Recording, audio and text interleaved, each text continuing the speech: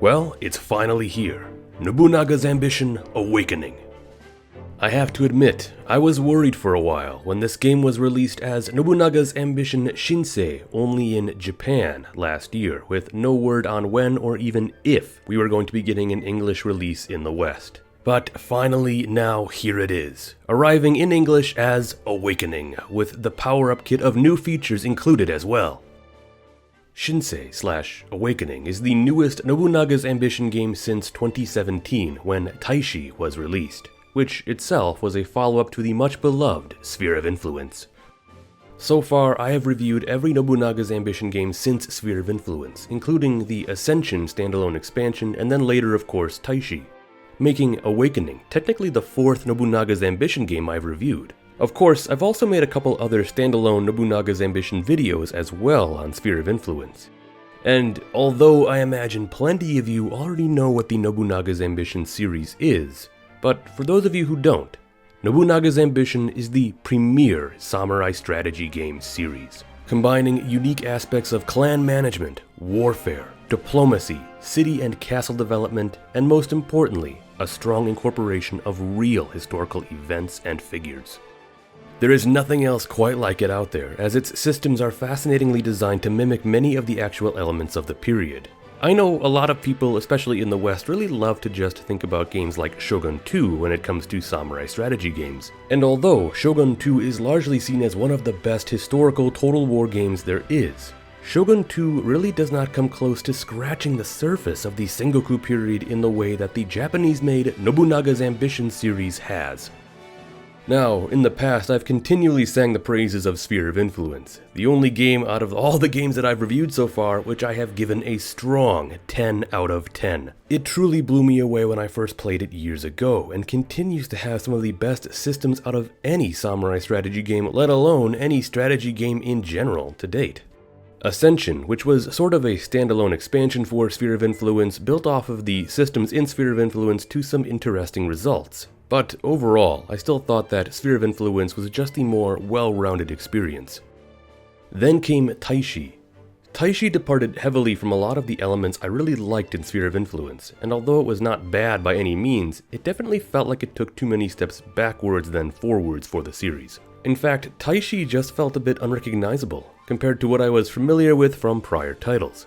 But of course, this now at last brings us to Shinsei, which has finally gotten its official release in the West now as Awakening. And I have to admit, in the time leading up to release, much of these systems and visuals that were shown off looked really quite good. I even started hearing some buzz about how the game was supposed to be much more like Sphere of Influence than Taishi was. And now that I've had the chance to play it and really sink my teeth into it, yeah, I can definitely see that.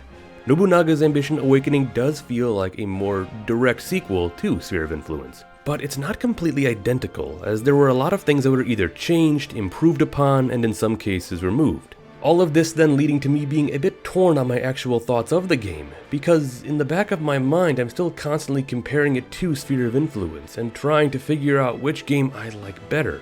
Yet, as things stand, I do feel like this is a good game and overall a step in a very good direction. So, let's dive into it all and explore what Awakening really is. Now, if you were not already aware, like previous Nobunaga's Ambition games, Awakening sets you up right in the midst of the Sengoku Jidai, Japan's iconic age of warring states. You have a wide variety of historical start dates to choose from, and even a wider variety of clans to play as you can even make your own custom clan using custom samurai you create, just like how it worked back in Sphere of Influence as well. Either way, once you pick the clan you want to play as and start things off proper, it will then be your goal to lead your clan into greatness, conquering your rivals, forming alliances, passing new laws, and doing everything you possibly can to advance your clan and eventually bring the country into a new era of peace under your mighty new government. And right away, I need to mention just how gorgeous the game looks and sounds. This has got to be the most vibrant map of Japan we have ever seen in a Nobunaga's Ambition game, with some of the most detailed elements. Not to mention that the actual battle maps look spectacular too, with some of the best looking zoomed in units and terrain that we have ever seen in the series. The art style is of course always outstanding, with beautiful pieces used as backdrops for events, and the absolute hundreds of unique portraits of all the historical samurai that are featured in the game. They even added new animations to them that make them look like they are more animated by breathing and blinking.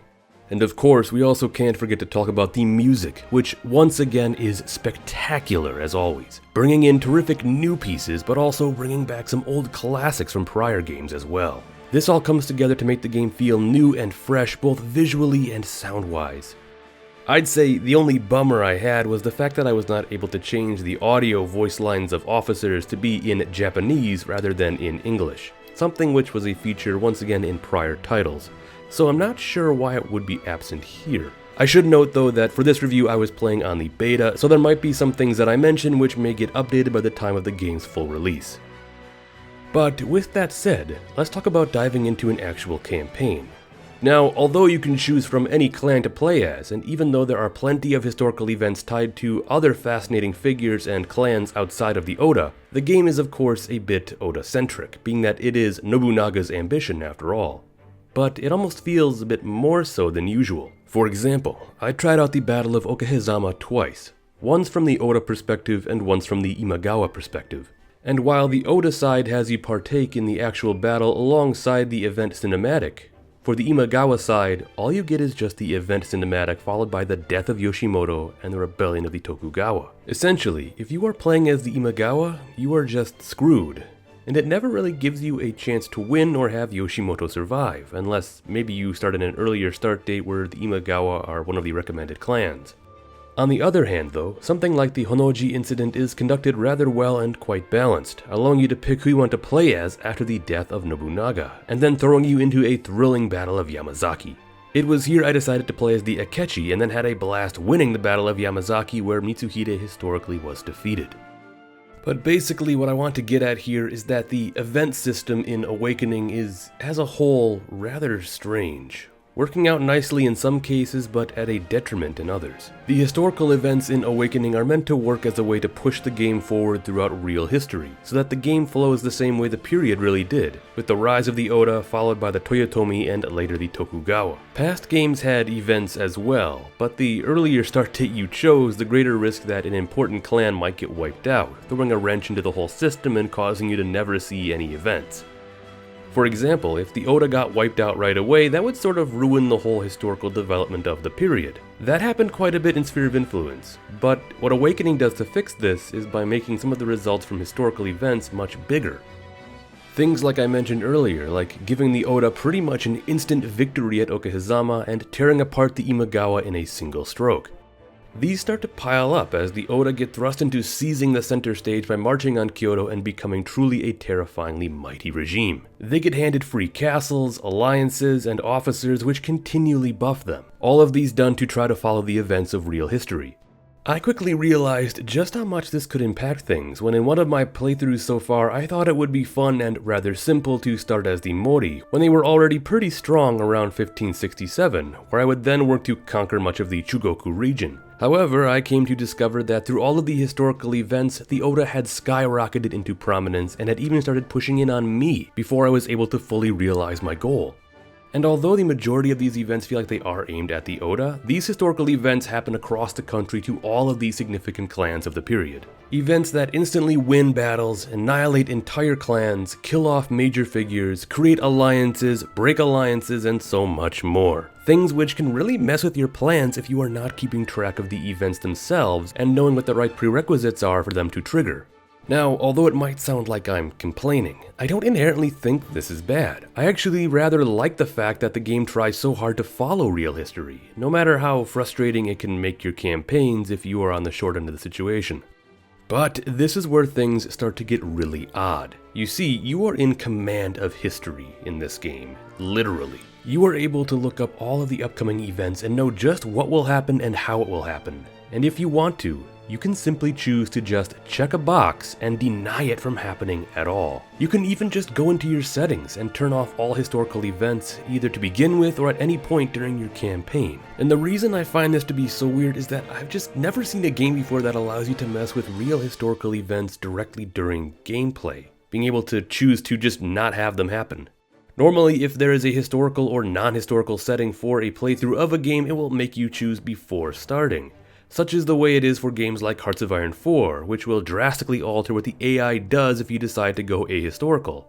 But being able to make the decision to fully skip events as they happen is really rather bizarre to me. Don't want the Oda to snowball into a mighty regime? Just deny specifically all of their events.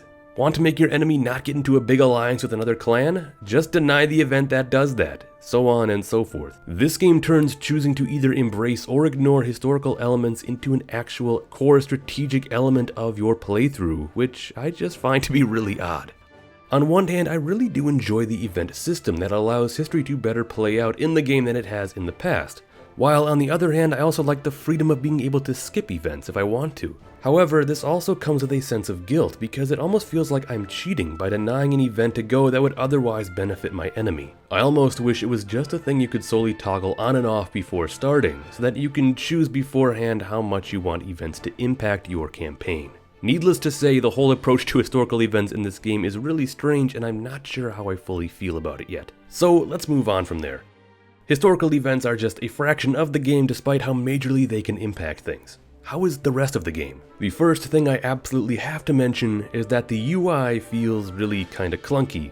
Not only does it look overscaled at times, but the real issue is more so how you go about accessing the things that you can do. It really feels like this may have been designed with a controller in mind, and perhaps not keyboard and mouse. And I guess that's fine because the game is also on PlayStation, so I get it, but man does it feel odd. If you were playing on PC, you access most of what you can do by right-clicking, pretty much anywhere. This brings up a wheel that leads to the different branching options, including even just calling a council meeting, since those do not happen automatically anymore. It feels like there's just a lot of stuff caught behind different menus that becomes a bit of a chore to navigate. For example, if you want to edit your provinces, you need to either go into your council and select the right province, or scroll down on the sidebar to find which province you want to edit. It's not too overly complicated, but it does feel a bit clunky until you start getting the hang of it. Okay, but moving past the UI. For the most part, a lot of Awakening does indeed feel rather similar to Sphere of Influence. You have your labor points, which you can use to bolster your farms for supply and soldiers, and fairs to get you wealthier. There is also a whole host of castle-town buildings that you can construct to further increase all the other sorts of things you'll need. And using your land and castle towns effectively feels really like what can make or break your campaign, more so than ever before. Awakening just gives you a whole lot more you can do with your land, not only in terms of building things, but also in terms of issuing land orders to do various projects. This even extends into commanding officers to do specific things like bolstering the defense of an area or ensuring that you have more supplies when marching through an area. But what is interesting here is that while initially in other games you would start off in charge of everything across your domain, in Awakening you are really just in control of your own daimyo territory, your own castle town, while every other piece of land is controlled by the officers you assign to castles and the plots of land that surround them. They end up acting independently but in service to you, sort of like how the province system in Sphere of Influence worked as well, a system which also returns in Awakening, although tweaked just a bit.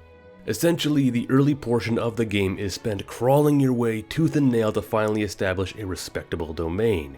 That is, if you did not already start out as a large and powerful clan, which you can totally do if you want. And it's really in this early to mid portion of the game that most of your direct effort is put in, as you really work hard to build up your economy and manpower to continue on your campaigns. What you are really working towards is the point in which you finally start to snowball, as your provinces and regent lords start embarking on their own campaigns to endlessly grow your clan in all directions. At that point, you play a bit more of a micromanaging game, as you ensure all of your surrounding provincial lords are working to achieve the goals you set for them and being backed up by other provinces around them. And I have to say that the late game really feels like it has been improved as well. Where Sphere of Influence felt pretty hands-off by the late game, as your armies ran about pretty much independent of your interaction, you feel much more hands-on still in the late game in Awakening, making it more of a well-rounded experience all the way throughout your campaign.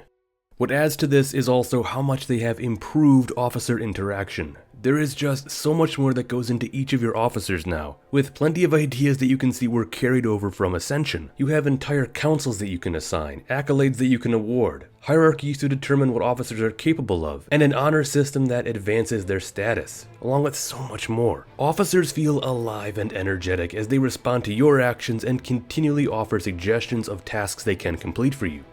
Sometimes these take the form of goals, which can sort of function like the old quest system from Sphere of Influence, which was sadly not included here. Yet, setting long-term and short-term goals are nice to do, as they give you continuous things to strive towards, being they achieving regional unity or just winning a single battle. Your officers endlessly come to you with constant suggestions of what to do, and it does get a little frustrating when there are things only they seem to be able to do that you can't directly order, meaning you have to wait for someone to suggest it. But they get shuffled through frequently enough that it's not that big of an issue. And this is where I also need to say that the AI actually feels vastly improved. While in other games the AI felt like it was mostly just responsive to you, in Awakening the game feels much more truly alive, not only with how you interact with members of your own clan, hearing their thoughts on things and even having to occasionally reason with them to get them to stick around if they were on the verge of leaving. Loyalty as a whole feels like something to be much more wary of, where it really feels like you are always in danger of someone being unhappy and wanting to leave, either quietly on their own or sometimes taking an entire castle and army with them. Officers even start to jump ship in droves when a clan is declining, as all these samurai in it immediately start to desert and look to serve other lords, allowing you to scoop up more of them.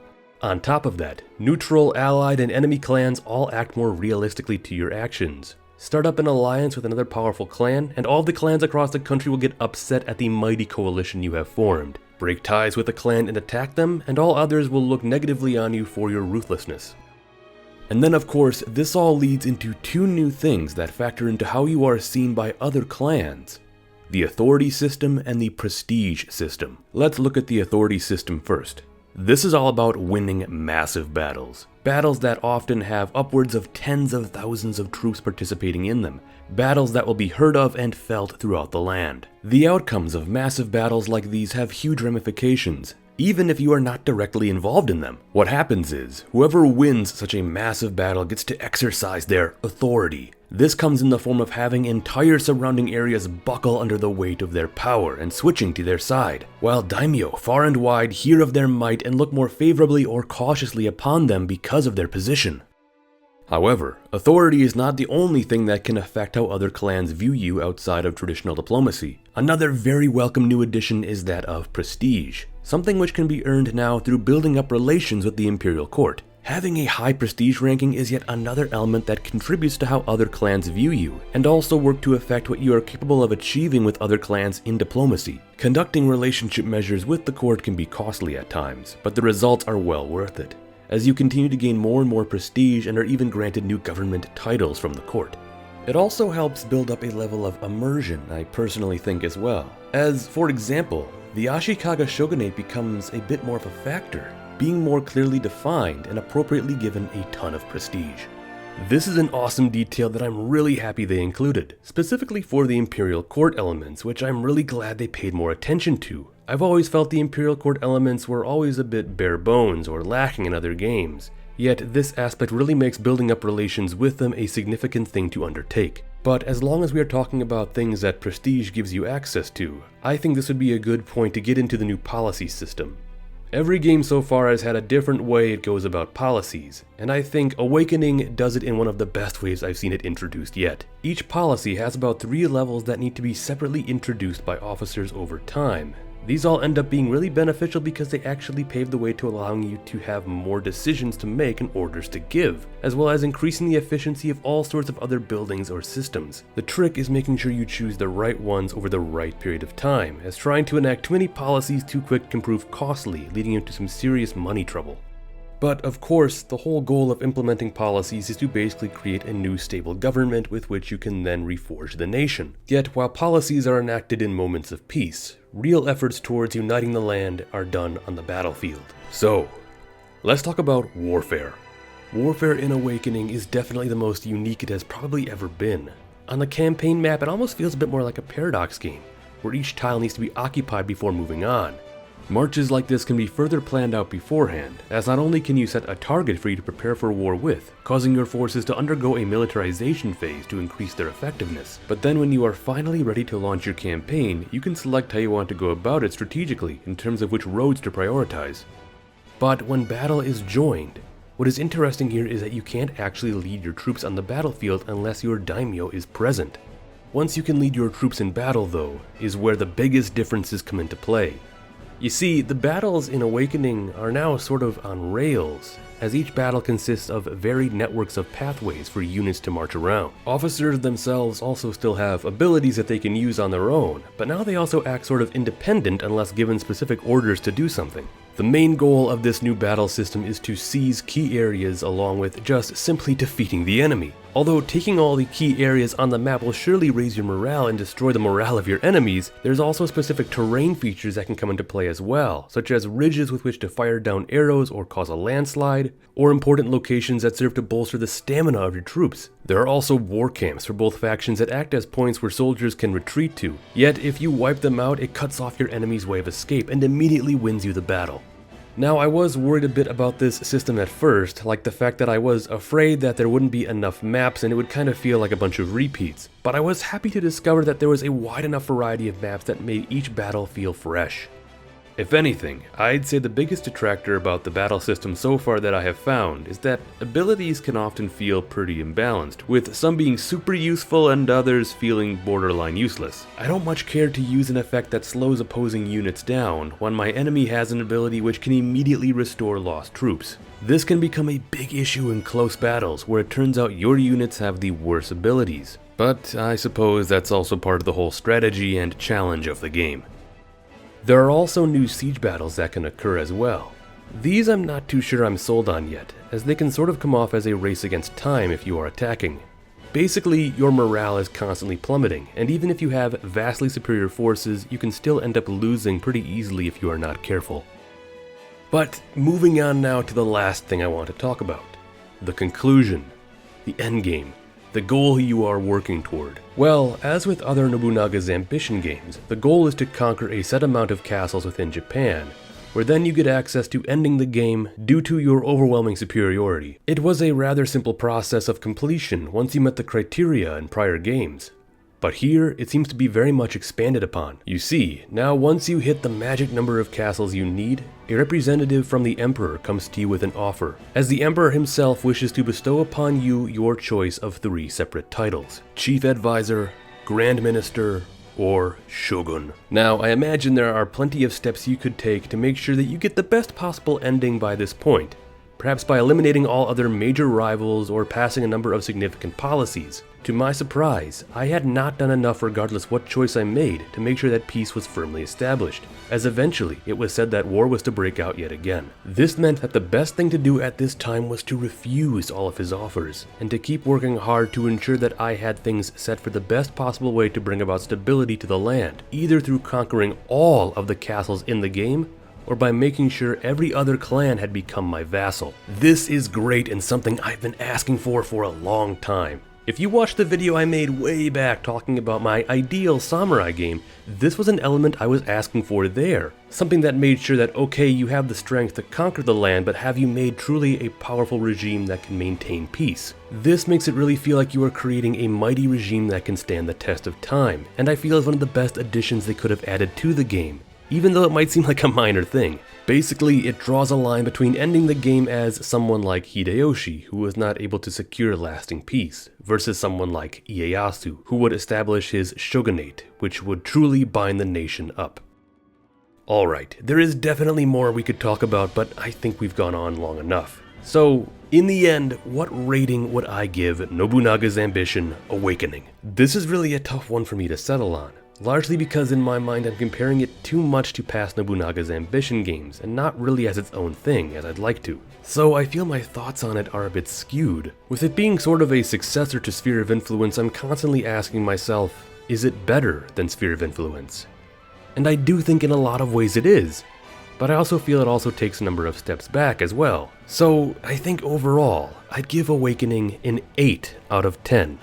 Which, I know I feel like I've been giving out quite a few 8 out of 10s for games, but I really don't know how else I would rate this game. It is a great game, and I think it can act as a proper successor to Sphere of Influence in many ways. However, I'm not going to say whether I think it actually is the better game. I think that is up to you to decide for yourself. And I don't want my rating of 10 out of 10 for Sphere of Influence to make you feel like that automatically makes it better than Awakening. Remember, I made that Sphere of Influence review roughly 3 years ago now. A lot has changed. Although I still think it's a masterpiece, that doesn't also mean that I don't think Awakening exceeds it in many regards. I will say though, if you were to completely remove Sphere of Influence from the picture, I think a strong case can be made to bump this game up to a 9 out of 10. But it's just so hard when Sphere of Influence really has been the gold standard for so long now. Maybe in time things will change, and I do think what I might do next is actually return to Sphere of Influence to really feel it out again after having played Awakening. I think that will really help me put things much more into perspective. But with that said, I strongly recommend Awakening. Even if you haven't played Sphere of Influence, I still highly encourage you to go check out this game. It is very good, and will give you many hours of enjoyment. To put it plainly, I'm very satisfied with how Awakening turned out, and I look forward to playing it more and more over the years, as well as being very optimistic for what is to come next. Maybe a multiplayer mode finally in a future release. That would be amazing. But with that said, have you had a chance to check out Awakening yet? If so, what did you think of it? Or how do you think it stacks up in terms of other Nobunaga's Ambition games overall? Let me know in the comments below. Yet, of course, thank you for watching, and don't forget to like, subscribe, and ring that notification bell if you enjoyed this video and found it to be most interesting.